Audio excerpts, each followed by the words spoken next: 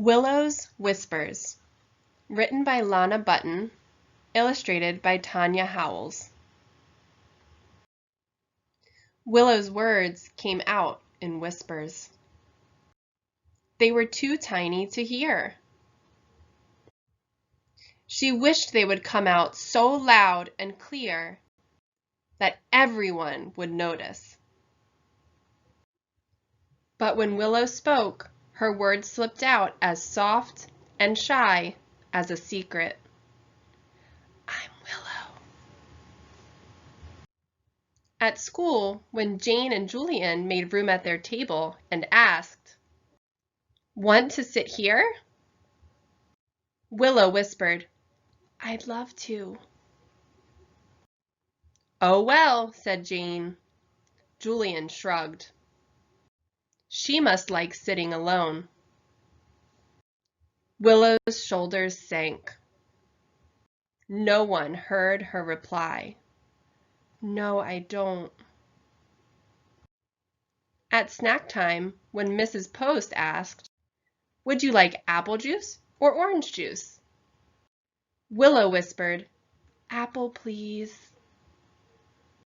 "Pardon me, dear?" asked Mrs. Post. "Apple, please." Willow tried again. Mrs. Post smiled and poured her orange juice. "There you go, dear." Willow sighed.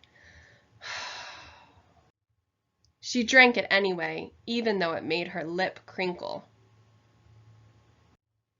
At playtime, when Willow was having a picnic with the dollhouse family, Christabel snatched away the baby. Willow whispered, "I'm playing with her." "Excuse me?" said Christabel. "I'm playing with her," Willow repeated. But Christabel just skipped away, and Willow said nothing. At the end of the day, Mrs. Post said, "Those of you who have not had a turn to be line leader, please speak up." Willow whispered, "I haven't had a turn."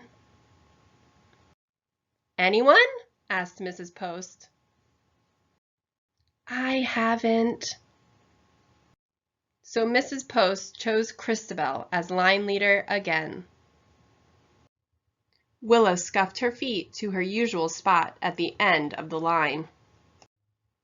Even at bedtime, when Willow's dad tucked her in and said goodnight, Willow whispered, "Good night."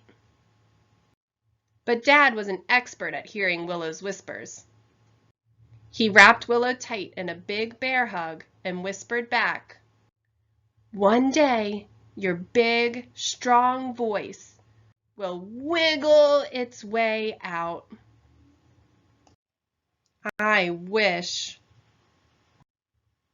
Willow lay awake that night, searching for a way to make louder words. She wished and thought and planned until she fell asleep. The next morning, Willow jumped out of bed and headed for the recycling bin.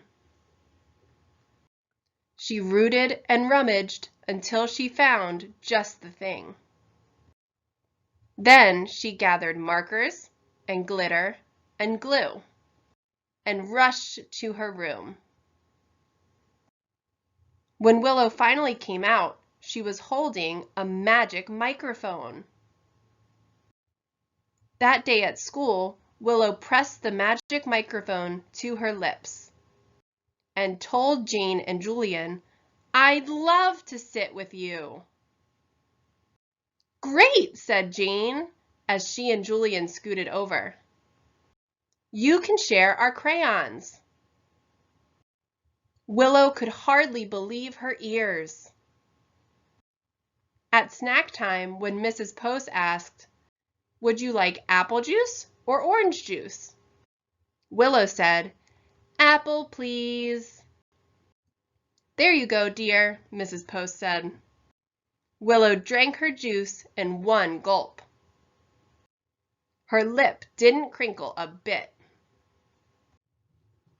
At playtime, when Christabel tried to snatch away the dollhouse baby, Willow trumpeted, "I'm playing with her." Not only did Christabel hear Willow, the whole class heard her. It was a perfect day for a picnic. The dolls had 2 helpings of everything. But at the end of the day, when Mrs. Post said, "Those of you who have not had a turn to be line leader, please speak up," the microphone slipped from Willow's hand.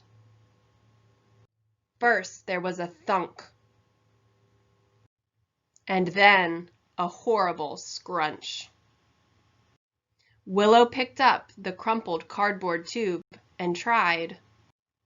"I haven't had a turn." "Anyone?" asked Mrs. Post.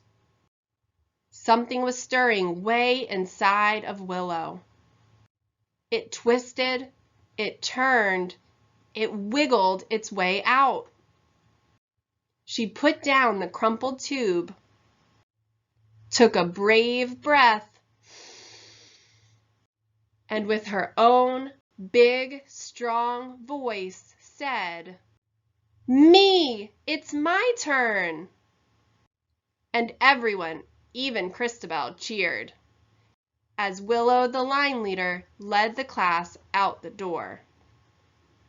The end.